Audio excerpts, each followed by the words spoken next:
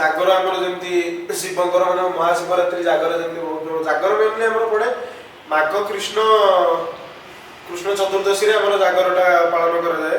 ସେଦିନ କୁହନ୍ତି ଯେ ଜାଗରର ଉଦ୍ଦେଶ୍ୟ ହେଉଛି ମାନେ କ'ଣ ସେଦିନ ଶିବଙ୍କର ଆଉ ପାର୍ବତୀଙ୍କର କ'ଣ ମାନେ ବିବାହ ହେଇଥିଲା। ଶୀତଳ ଷଷ୍ଠୀ ସେଇଟା ଅଛି ମାନ୍ୟତା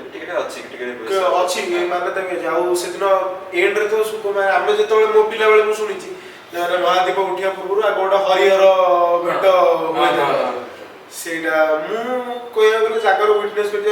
ଯେହେତୁ ଘର ଏଇଠି ତ ମୁଁ ଲିଙ୍ଗରାଜ ମନ୍ଦିର ପ୍ରାୟ ଆସିକି ଜାଗର ୱିଟନେସ୍ କରେ। ଜାଗର କ'ଣ ଦିନ ସାରା ତ ଉପାସ ସମସ୍ତେ ଘରେ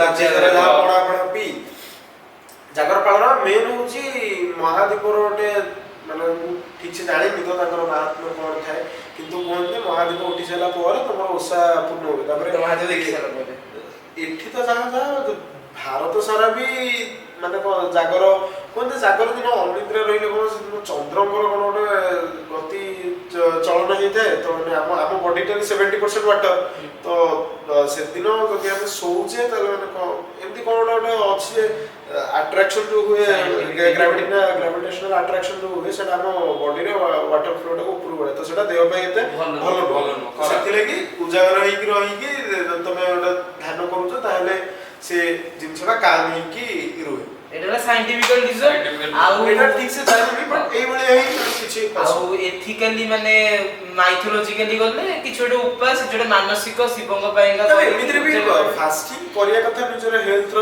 ଡେଭଲପମେଣ୍ଟ। ଡେଡ୍ ସେଲ୍ ଗୁଡାକୁ ମଲେ ନୂଆ ସେଲ୍ ଗୁଡା କ୍ରିଏଟ୍ ହେଲେ ତମର ସେତେ ଇମ୍ୟୁନିଟି ପାୱାର ବଢିବ, କ୍ୟାନ୍ସରିୟସ୍ ସେଲ୍ ଗୁଡାକ ସେତେ ଡେଡ୍ ହେବେ।